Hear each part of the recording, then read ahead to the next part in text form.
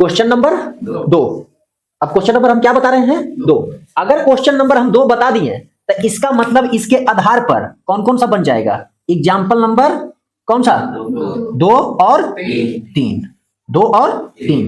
Question number 2 बढ़िया से समझ लो। अगर क्वेश्चन नंबर 2 बढ़िया से समझ लिया तो एग्जाम्पल 2 और 3 क्या हो जाएगा? बन जाएगा। एकदम अटकने का नाम नहीं लेगा, बढ़िया से समझ लो। जो दिक्कत होता है अभी तुम जितना बार पूछेगा हम उतना बार बताएंगे। क्वेश्चन नंबर 2 बोल रहा है क्या, जरा उसको एक बार पढ़ लेते हैं। कह रहा है दर्शाइए कि कोई भी धनात्मक विषम पूर्णांक, कौन सा पूर्णांक?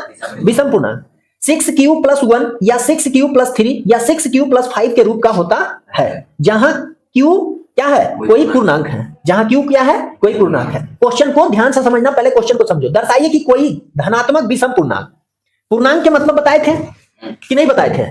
पूर्णांक का मतलब क्या बताए थे? क्वेश्चन को समझने के लिए बहुत सारा वर्ड है, उसको समझना पड़ेगा। तो पहले पूर्णांक बताए थे कि पूर्णांक संख्या किसको कहते हैं कि नहीं बताए थे? किसको कहते हैं पूर्णांक संख्या?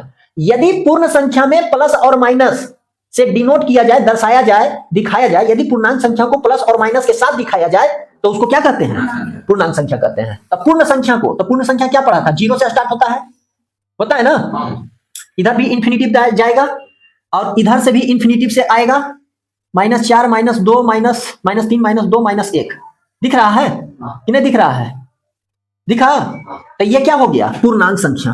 देखो अगर यहां से इधर का बात करो तो क्या हो जाएगा? पॉजिटिव में, प्लस में हो रहा है। और फिर 0 से अगर इधर देखो तो ये क्या है? निगेटिव में, तो माइनस हो रहा है कि नहीं हो रहा है? तो अगर पूर्णांक संख्या इधर से इधर भी देखो तो पूर्णांक संख्या, इधर से भी देखो पूर्णांक संख्या, फर्क क्या है? तो इधर प्लस में है और इधर क्या है? माइनस में। तो यदि पूर्णांक संख्या को प्लस और माइनस के साथ दिखाया जाए तो उसको क्या कहेंगे?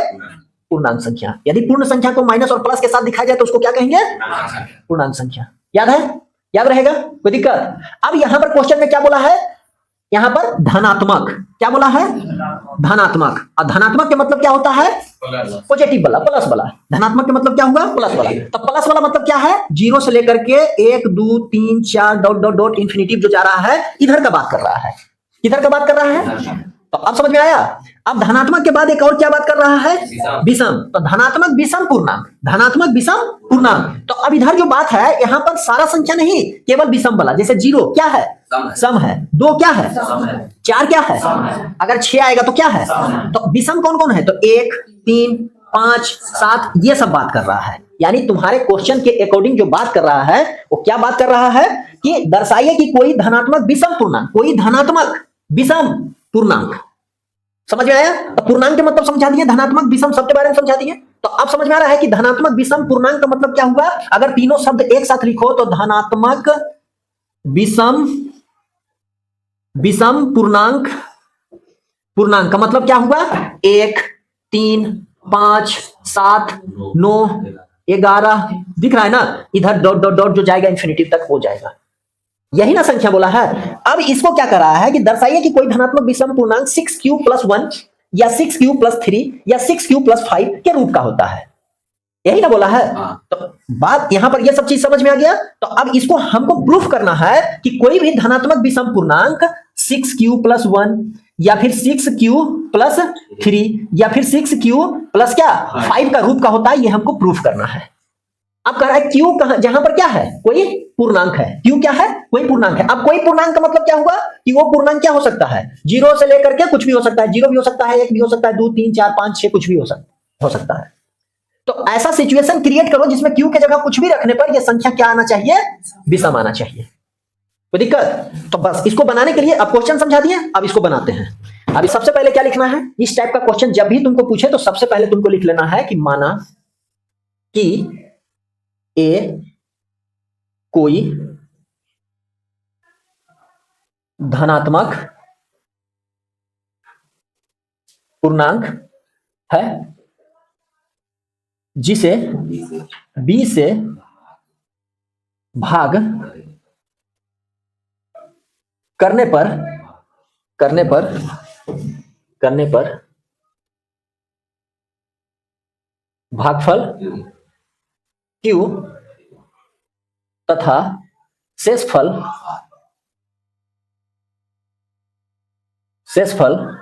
R आता है। तो दिक्कत? अब यहां पर क्या लिखना है? चूंकि क्या लिखना है? चूंकि भाज बराबर भाजक अच्छा, ये भाज बराबर भाजक गुना भागफल किसके अनुसार से लिखते हैं, तो उसको भी जरा लिख लो, चूंकि यूक्लिड विभाजन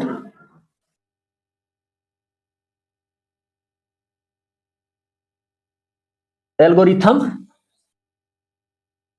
प्रमेय से। कोई दिक्कत? प्रमेय से क्या लिखेंगे, इसलिए भाज बराबर भाजक गुना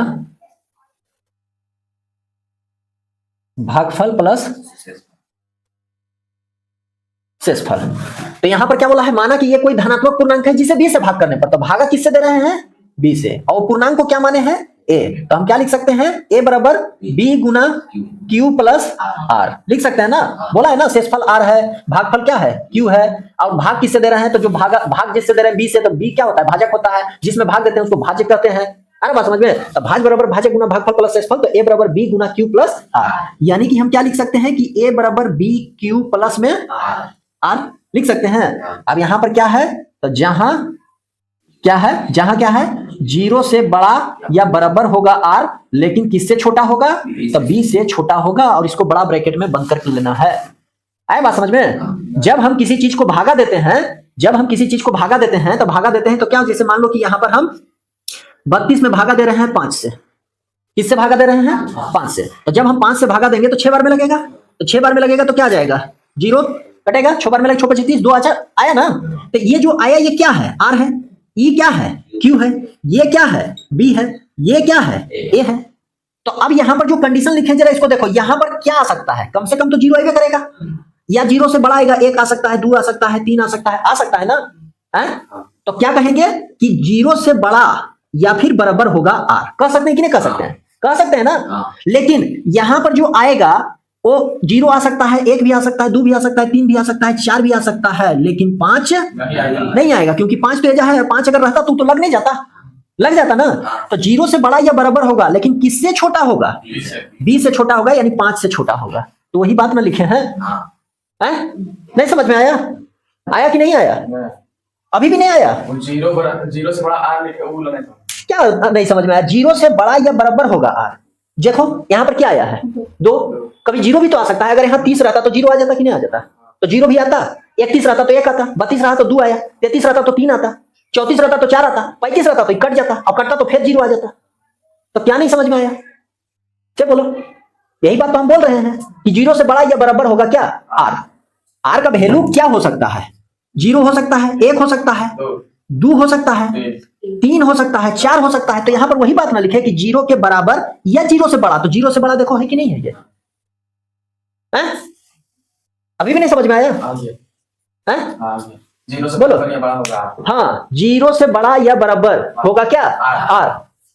बात समझ में आ रहा है ना। अगर यहाँ 31 रहता तो r का वैल्यू क्या आता, 1, 2 जो है वो 0 से बड़ा है कि छोटा है, देखो ओकरा, देखो 2 0 से छोटा है, 2 देखो तो 0 से आगे बढ़ रहा है कि घट रहा है, बढ़ रहा है, तो 2 बड़ा हुआ 0 से कि छोटा हुआ, तो कैसे कर रहा है, छोटा कौन होगा, जो इधर माइनस में जाएगा, दिख रहा है ना, 0 से छोटा मतलब, समझा, कोई दिक्कत। तो अब ये बात समझ में आया ना कि 0 से बड़ा या क्या होगा, बराबर होगा r का वैल्यू, लेकिन क्या होगा, b से छोटा होगा। अब अगर यहां से देखा जाए तो क्वेश्चन के अकॉर्डिंग, क्वेश्चन ने क्या बोला था कि संख्या कैसा होना चाहिए, तो विषम पूर्णांक कैसा होना चाहिए, 6q + 1 होना चाहिए, 6q + 3 होना चाहिए, 6q + 5 होना चाहिए। तो देखो q के साथ क्या लगा हुआ है, 6 लगा है, तो क्वेश्चन के अकॉर्डिंग हम b के जगह 6 रख सकते हैं कि नहीं रख सकते हैं, यानी कि हम अकॉर्डिंग टू क्वेश्चन में क्या हम बता रहे हैं कि चूंकि b बराबर क्या रखेंगे, 6, क्या करने पर, रखने पर, कर सकते हैं कि नहीं कर सकते हैं। तो इसलिए हम क्या कर सकते हैं कि अब मेरा जो समीकरण का वैल्यू होगा वो क्या होगा, तो a बराबर 6q + r, कर सकते हैं कि नहीं कर सकते हैं। अब यहां से अगर हम पहले देख लो, कह सकते हैं ना, नहीं तो फिर आगे बढ़ने पर बोलना कि नहीं समझ में आया। तो जहां हम क्या कह सकते हैं, जहां हम कह सकते हैं कि 0 से बड़ा या बराबर होगा r, होगा ना, लेकिन किससे छोटा होगा, b से, मतलब कि 6 से छोटा होगा। तो अगर 6 से छोटा होगा तो r का वैल्यू क्या बता रहा है, 6 से छोटा होगा, बात समझ में, 6 से क्या होगा, छोटा होगा। तो 6 से छोटा जीरो को अगर शामिल करके देखा जाए तो 6 से छोटा आर का संभावित मान क्या हो सकता है? 0 हो सकता है, 1 हो सकता है, 2 हो सकता है, 3 हो सकता है, 4 हो सकता है, 5 हो सकता है। 6 से छोटा है, होगा ना? तो अब तुम बताओ यहां पर कैसा पूर्णांक पूछा था? विषम पूर्णांक। तो बताओ 0 क्या है? सम है, तो लेंगे। 2 क्या है? 4 क्या है? तो आर का संभावित मान क्या क्या होगा बताओ तो? 1 3 5। तो हम क्या कह सकते हैं कि आर का संभावित मान क्या हो जाएगा? तो यहां पर यही बात लिखेंगे। क्या लिखेंगे? चूंकि आर का संभावित मान क्या होगा? 1 3 एवं 5 होगा। आर का संभावित मान 1 3 एवं 5 होगा। तो यहां पर क्या कहेंगे? इसलिए आर बराबर क्या? एक एक करके रखो। आर बराबर 1 रखने पर फिर क्या रखेंगे? फिर 3 रखेंगे, फिर 5 रखेंगे। तो आर बराबर 1 रखने पर, अब मेरा समीकरण क्या था?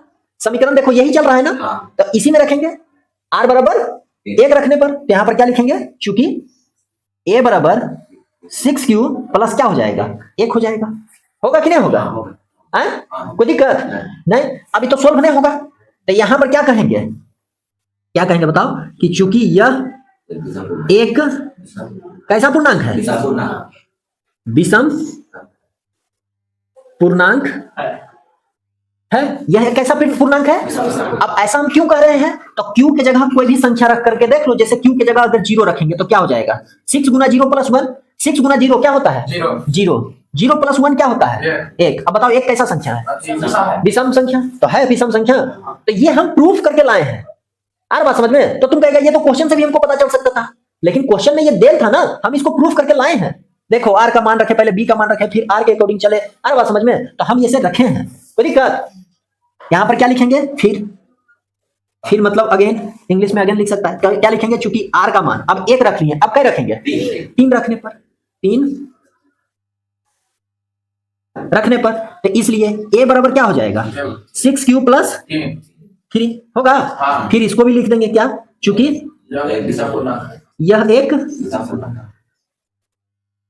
यह एक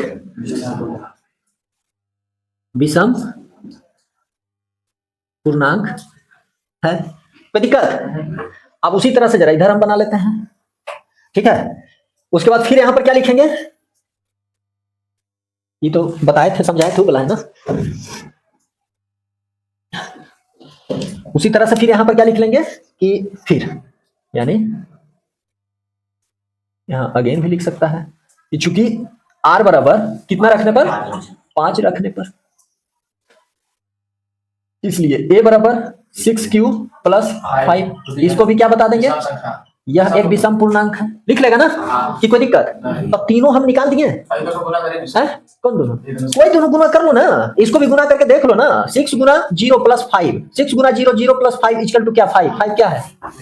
रख लो, 1 रखेगा। 6 गुना 1 प्लस 5 तो 6 गुना 1 प्लस 6, 6 गुना 1 तो 6 प्लस 5 6 5 11 कैसा संख्या? 2 भी रखो ना, 6 दूनी 12, अब प्लस 5 तो 12 5 17 कैसा संख्या? कुछ भी रखेगा तो आएगा वही विषम संख्या। आया बात समझ में कि कोई दिक्कत? तो तीनों हम प्रूफ कर दिए। अब यहां पर क्या लिख देंगे? लिख देंगे कि अतः प्रत्येक धनात्मक विषम पूर्णांक 6q प्लस 1 6q प्लस 3 एवं 6q प्लस 5 के रूप का होता है। आया बात समझ में? अब बताओ अभी भी दिक्कत है कि कोई दिक्कत है? कल देंगे बनाने तो बनेगा ना, अरे तो मुड़िया झुका के इतना मारेंगे ना कि सब एकदम। सुनो ध्यान से, अभी देखो यहां पर विषम बोला तो विषम लिए, जहां सम बोलेगा वहां सम लेंगे, और जहां दोनों बोलेगा वो दोनों लेंगे। आ रहा बात समझ में कि कोई दिक्कत? अगर यहां पर विषम बोला था 1 3 5 लिए, सम बोलता तो क्या लेते? 2 0 2 4 लेते हैं, और अगर दोनों बोलता तो क्या लेते? 0 1 2 3 4 5, मतलब 1 से लेकर 0 से लेकर के 5 तक लेते हैं। अगर दोनों बोलता तो दोनों लेते हैं। एक बोला है तो एक लिए हैं। तो उदाहरण नंबर 1 में देखना क्या बोला है, सम और विषम दोनों बोला है। दो में, उदाहरण नंबर 2 में देखो पलटो क्या बोला है, सम और विषम दोनों बोला है, सम और विषम दोनों बोला है। अब दो है ना, बी के मान कितना है, 2 है, तो बी का मान 2 है, तो जरा ध्यान देखो आर का संभावित मान क्या होगा, 0 से बड़ा या बराबर होगा आर, लेकिन 2 से क्या होगा, छोटा, तो 2 से छोटा क्या हो जाएगा, 1 और 2 1 और मतलब 0 और 2 1 होगा, 2 तो नहीं होगा। तो बताओ ये तो सम है और ये क्या है, तो दोनों बोला है, तो ये दोनों लेंगे ना। अब तीसरा नंबर क्वेश्चन में देखो, तीसरा नंबर उदाहरण में देखो क्या बोला, विषम बोला है, और बी का मान कितना है, 4 है, 3 नहीं, कितना है, 4 है, बी का मान 4 क्वेश्चन से पता चल रहा है। तो आर का संभावित मान क्या होगा, 0 से बड़ा या बराबर होगा, लेकिन 4 से क्या होगा, छोटा होगा। तो आर का संभावित मान क्या हो जाएगा, 0 हो जाएगा, 1 हो जाएगा, 2 हो जाएगा, 3 हो जाएगा। लेकिन यहाँ बोला है विषम, तो ना तो 0 होगा ना तो कौन कौन होगा, 1 और 3 होगा। आया बात समझ में कि नहीं आया, संभावित मान निकाले भी सीधे। हाँ आया बात समझ में कि कोई दिक्कत, अब कल देंगे मैथ तो बनाना पड़ेगा, बता दे रहे हैं, इसको बढ़िया से समझ लेना, कोई दिक्कत नहीं ना। चलो इसको उतारो,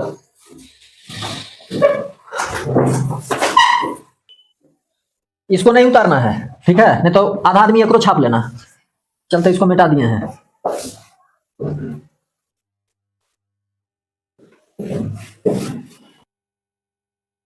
ठीक है, अब मिटा देते हैं, उतर गया ना। चलो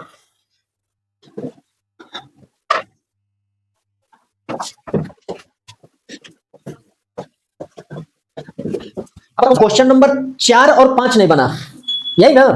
क्वेश्चन नंबर 4 देखना क्या कह रहा है, कह रहा है यूक्लिड विभाजन एल्गोरिथम, यूक्लिड विभाजन प्रमेयिका का प्रयोग करके, देखो आ गया ना प्रमेयिका, यूक्लिड विभाजन प्रमेयिका का प्रयोग करके दर्शाइए कि किसी धनात्मक पूर्णांक का वर्ग, क्या, किसी धनात्मक पूर्णांक का वर्ग किसी पूर्णांक m के लिए 3m या 3m+1 के रूप का होता है।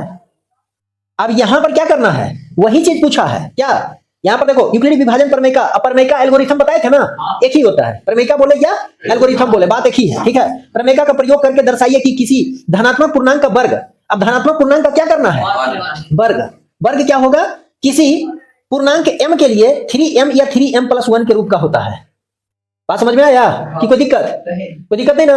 अब ये क्वेश्चन को, तो इस क्वेश्चन को भी बनाने के लिए वैसा ही लिखेंगे, माना कि ये कोई धनात्मक पूर्णांक है जिसे b से भाग करने पर भागफल q तथा शेषफल r आता है, भाज बराबर भाज्य गुना भागफल प्लस शेषफल, पढ़ा है ना।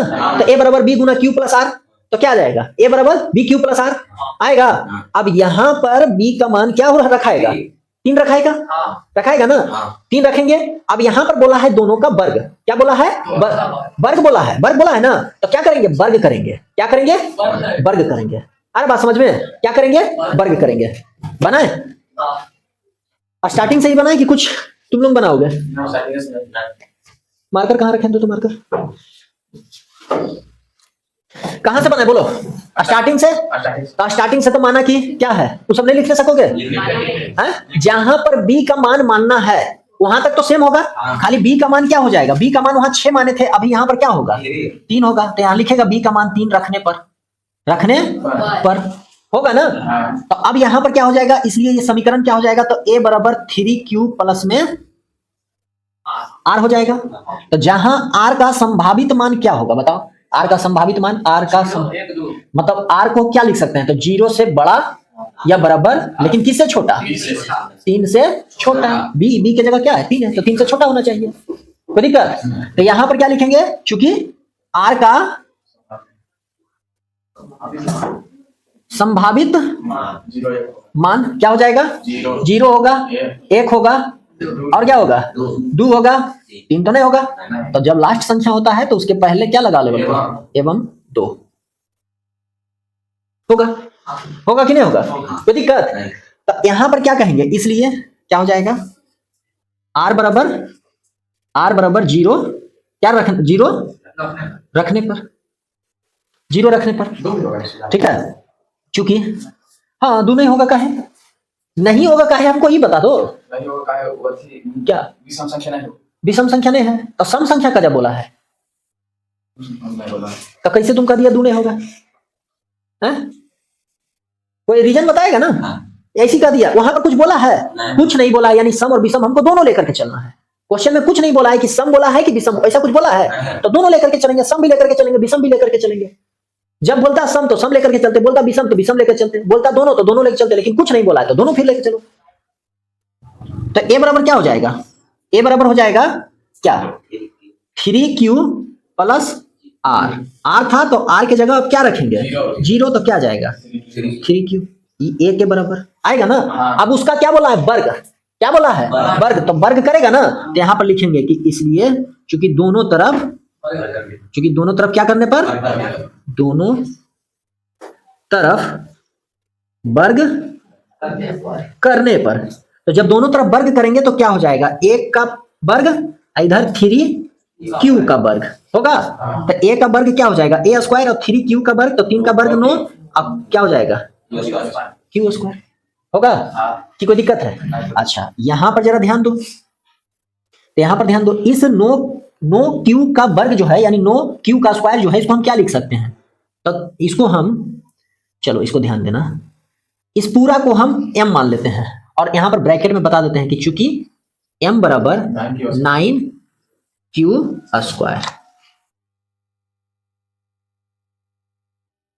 माना है क्या, माना, कोई दिक्कत। तो यहां पर क्या हो जाएगा, ए स्क्वायर बराबर m हुआ कि नहीं हुआ, कोई दिक्कत। उसी तरीका से जब हम r का मान क्या रखेंगे, क्योंकि r का मान जब एक रखने पर, क्या रखने पर,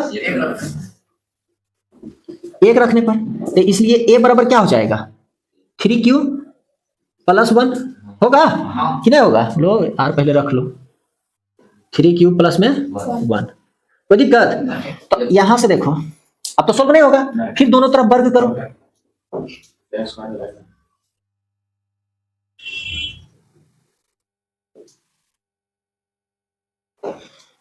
तो क्या हो जाएगा a का पावर a स्क्वायर और 3q प्लस 1 का होल स्क्वायर, तो a का स्क्वायर तो a स्क्वायर होगा, अभी देखो a प्लस b का होल स्क्वायर, तो a प्लस b का होल स्क्वायर क्या होता है, a square plus b square plus 2ab होगा, अब a स्क्वायर बराबर क्या हो जाएगा 9q का स्क्वायर प्लस 1 का स्क्वायर 1 और 3 दूना 6q होगा। अब q को एक जगह करते हैं, तो यहां पर देखो ध्यान से, 9q का स्क्वायर प्लस 6q, ऐसे भी पहले पावर फिर बिना पावर फिर संख्या लिखाता है ना स्टैंडर्ड रूप में। अब जरा इसको ध्यान देना, यहां से ध्यान दो, 3 कॉमन लेंगे, जरा वहां से बनाते हैं ऊपर, ठीक है, ध्यान देना। अगर a स्क्वायर बराबर हम कहे तो क्या लिख सकते हैं, 3 ब्रैकेट में ले लिए, तो यहां से 3 चल गया तो यहां से क्या बचा, 3 बचागा, स्क्वायर बचेगा, प्लस में यहां से 3 गया तो क्या बचेगा 2q बचेगा और प्लस 1 पहले से है। तो अब देखो इसको हम क्या लिख सकते हैं, ठीक है, इस पूरा को हम m मान लेते हैं, 3m प्लस 1 है कि 3m है सिर्फ, 3m प्लस 1, लेकिन ऐसा नहीं होगा, पूर्णांक m के लिए 3m या 3m प्लस 1 के रूप का होता है, यानी 3m और 3m के रूप का होता है, 3m और 3m प्लस 1 के रूप का होता है, यानी यहां पर जो होगा 3m होगा, तो 3m होगा तो मतलब क्या हो जाएगा 3 और m, तो यहां कॉमन क्या लेवाएगा, जरा ध्यान देना, कॉमन क्या लेवाएगा, यहां से थोड़ा सा कॉमन ले लेते हैं पहले, क्या हो जाएगा 3q का होल स्क्वायर, ठीक है। तो इस 3q का स्क्वायर यानी इधर लिख लेते हैं, a स्क्वायर बराबर 3 और q स्क्वायर, 3q स्क्वायर की जगह क्या लिख लेंगे m, और ब्रैकेट में लिख देंगे कि चूंकि m बराबर हम क्या माने हैं, तो 3q का स्क्वायर माना, तो दिक्कत नहीं ना, तो आंसर क्या हो जाएगा, ये वाला m नहीं बोला है इसलिए m को नहीं लिया, वो m पूर्णांक m के रूप में बोला है, तो पूर्णांक m है और उसके तो पूर्णांक m है, तो वहां पर q पूर्णांक बोला था तो यहाँ पर q आया था, अब m बोला है तो m आएगा। अब यहाँ पर ठीक है, तो यहाँ पर इसको देखो क्या लिखेंगे 3 और ये पूरा के जगह क्या हो जाएगा m और प्लस 1, तो ब्रैकेट में क्या लिखेंगे, चूंकि m बराबर हम क्या माने हैं, तो 3q का स्क्वायर प्लस 2q, यही ना माने हैं, यही माना है, आए बात समझ में। तो देख लो वर्ग आ गया इस रूप में, इसका भी वर्ग आ गया इस रूप में, यानी एक वर्ग आ गया 3m के रूप में और एक वर्ग आ गया 3m प्लस 1 के रूप में, यही दोनों पूछा था ना, हो गया काम खत्म, बन गया। अब इसको ऊपर से बना लेंगे, कैसे, माना कि लिख लो, शुरू में पूरा हम लिखा देते हैं, लिखो माना कि ये कोई धनात्मक पूर्णांक है, ये कोई धनात्मक पूर्णांक है, ये कोई धनात्मक पूर्णांक है जिसे b से भाग करने पर भागफल Q, जिसे B से भाग करने पर भागफल Q तथा शेषफल R आता है, जिसे B से भाग करने पर भागफल Q तथा शेषफल R आता है। क्योंकि यूक्लिड विभाजन, अब इसमें प्रमेयिका बोला है तो यहां पर प्रमेयिका लिखना, यूक्लिड विभाजन प्रमेयिका से, यूक्लिड विभाजन प्रमेयिका लिख देगा, यूक्लिड विभाजन प्रमेयिका से, यूक्लिड विभाजन प्रमेयिका से कॉमा दे देना वहां पर, फुल स्टॉप, उसके बाद नीचे उतर करके लिखना।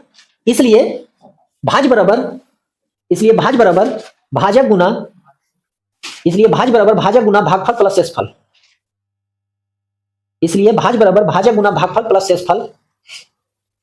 और भाज के नीचे क्या लिखाएगा? ए बराबर बी गुना क्यू प्लस आर, हो गया। तो ए बराबर बी क्यू प्लस आर, जहां क्या लिखेंगे? जहां 0 से बड़ा या बराबर होगा आर, लेकिन बी से क्या होगा? छोटा होगा। इसका मतलब यही है, और ये सेम टू सेम तुमको मिल जाएगा कहां? ऑब्जेक्टिव में। समझ में आया? बोलेगा निम्न में से कौन सही है, निम्न में से क्या है, कौन सही है, और ऐसे ऑप्शन में तुमको मिलेगा। कोई क्या लिखेगा? कोई ऐसे लिख करके ऐसे कर देगा, कोई ऐसे लिख करके क्या करेगा? ऐसे कर देगा, आपको 1 2 और 1 3 और लिख देगा नोट, यानी इनमें से कोई नहीं, नन ऑफ दिस। ई मारेगा और कौन मारेगा? नहीं दिखाई दे रहा है, नहीं दिखाई दे रहा का? आवाज बंद रखो, चुपचाप साइलेंट से पढ़ो, ज्यादा दांत नहीं निकालो, तोर से सब ज्यादा बढ़िया दतिया रख ले है, समझा? विशेष बात नहीं आया, बात समझ में? तो क्या लिखा? ए बराबर बी गुना क्यू प्लस आर, तो ए बराबर बी क्यू प्लस आर, यानी कि यहां पर क्या लिखा? जहां में लिख लिया, उसके बाद क्या लिखेगा? अकॉर्डिंग टू क्वेश्चन बी बराबर 3 रखने पर,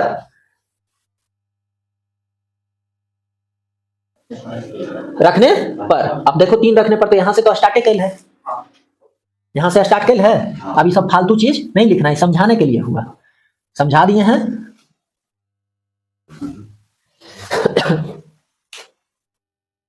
अब यहां से समझा दिए, सब समझावल है। देखो यहां से, देखो नीचे, यहां के बाद किधर आ जाना है? ये वाला बात लिख लेना है, ठीक है?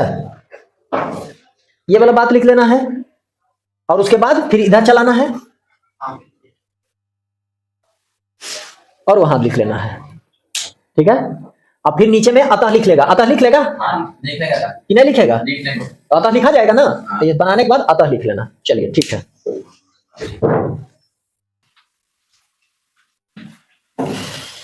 हो गया? दिखाया? अभी और बचले है, जल्दी उतारो।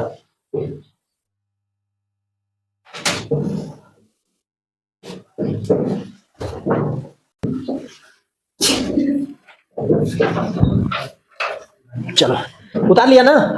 कोई दिक्कत? कोई समस्या? अब इसके आधार पर कोई भी मैथ बन जाएगा ना? अच्छा, यहाँ एक चीज ध्यान देना, 0 का काम किए, r बराबर 0 रखे ना, r बराबर 1 भी रखे, लेकिन 2 क्यों नहीं रखे? क्योंकि 0 और 1 में ही मेरा काम हो गया, 2 में काम जरूरत नहीं था तो 2 छोड़ दिए, अगर जरूरत पड़ता तो 2 भी रखते। अरे बात समझ में कि कोई दिक्कत नहीं ना? अतः लिख लिया ना, कोई दिक्कत? अब देखो क्वेश्चन नंबर अगर 5 पढ़ो तो इसी टाइप से है इसी टाइप से। यहाँ पर सिर्फ क्या बोल दिया है? घन बोल दिया है। अरे बात समझ में? और यहाँ पर क्या बोला है? No m plus 1, no m plus 8 है ना? तो इसके रूप में निकालना है। तो यहाँ पर घन बोला है। अब एक बात बताओ, घन करेंगे, जहां पर वर्ग किए वहां पर क्या करेंगे? बढ़िया से समझ लो, कल तुमको बना के लाना है, हम नहीं बनाएंगे, हम खाली समझा रहे हैं। यहाँ पर वर्ग किए तो अब क्या करेंगे? घन करेंगे। अरे बात समझ में? तो यहाँ पर 3 था तो 3 कॉमन लिए थे, अब वहां 9 है तो कितना कॉमन लेंगे? 9 कॉमन लेंगे। अब देखना b का मान कितना हो जाएगा, जरा एक बात बताओ तो, b का मान कितना हो जाएगा क्वेश्चन नंबर 5 में? 5 के अकॉर्डिंग 9 हो जाएगा, लेकिन 9 नहीं लेकर के तुम 3 भी लेगा तो काम चल जाएगा, क्योंकि 9 का फैक्टर ही है क्या? 3 है। अरे बात समझ में? अब बोलो कैसे? तो 9 का 3 का घन करेंगे तो कितना होगा? 27। अब बोलो 27 से 9 निकलेगा कि नहीं निकलेगा? तो जब मेरा 3 से ही काम हो जाएगा तो 9 किस लिए रखेंगे? अरे बात समझ में? 9 का घन करेगा तो कितना हो जाएगा बताओ? 729। अब 729 से भी 9 निकलेगा ना, 81 बचेगा, तो थोड़ा बड़ा संख्या हो जाएगा, बनेगा इससे भी, लेकिन 3 लेगा तो थोड़ा छोटा संख्या में काम करेगा, 9 लेगा तो थोड़ा बड़ा संख्या में काम करेगा। हाँ, तो 5वां नंबर क्वेश्चन में b बराबर क्या रख लेना? 3 रख लेना। 3 क्यों रख लेंगे? समझ में आ गया ना? क्योंकि 3 रखने से मेरा काम हो जाएगा। क्यों? क्योंकि 3 जो है 9 का ही भाई है। तो छोटका भाई से काम हो जाएगा, तो बड़का भाई लेने की जरूरत नहीं है। सब जगह 3 रख देंगे। देखो वो का आदमी, हम बोले क्या बोले, जब क्या लिखा लेते हैं, देखो तो बी बराबर 3 रखने पर। बी बराबर 3 रखना है, तो हम ही बोले जो पर कि जगह नो है जगह 3 करना, हम क्या बोले बी की जगह नो नहीं लेकर के क्या लिखना है 3 लेना है। अब अपने आप जो तुमको निकालना है वो निकल जाएगा। खाली कॉमन लेते समय ध्यान देंगे कि पहला में जो निकालना है उसके अकॉर्डिंग कॉमन लेंगे, दूसरा में जो निकालना है उसके अकॉर्डिंग कॉमन लेंगे, तीसरा में जो निकालना है उसके अकॉर्डिंग कॉमन लेंगे। अब यहाँ पर विषम बोला होगा तो विषम लेंगे, सम बोला होगा तो सम लेंगे, दोनों बोला होगा तो दोनों लेंगे। नहीं बोला कुछ। कुछ नहीं बोला है तो दोनों लेके चलना, जहां तक जरूरत होगा वहां तक लेना, जहां तक नहीं जरूरत होगा। अब सोचो तुम बी बराबर नो लेगा तो आर का संभावित मान कितना हो जाएगा 0 1 2 3 4 5 6 7 8 8 हो गए। देख रहा है। अब 3 लेगा तो संभावित मान क्या होगा 0 1 2 3 एगो होगा, तो 3 गुना काम हो जाएगा। अब तुम उतना लिखने जाएगा उससे बढ़िया इतना में हो जाएगा काम। तो बात समझ में आया कि कोई दिक्कत नहीं। तो कल तुम लोगों को फिर से SW में नोट डाउन जरा कर लो, ठीक है। एग्जाम्पल नंबर 2 और 3। अब क्वेश्चन नंबर 2 3 अति 2 4 और 5 एग्जांपल कितना? देखो लिखल है, ठीक है हो जाएगा। ठीक है। 10वां का NCERT बुक मैथ का उठाना। अब पहला ही चैप्टर वास्तविक संख्या में एग्जाम्पल 2 3 और क्वेश्चन 2 4 और 5 बनाना। आज जितना बताएं उतना समझ में आ गया तो 5 क्वेश्चन आराम से बन जाएगा, ठीक है। कोई दिक्कत? तो आज के लिए इतना ही, फिर मिलते हैं कल, ठीक है। चलिए।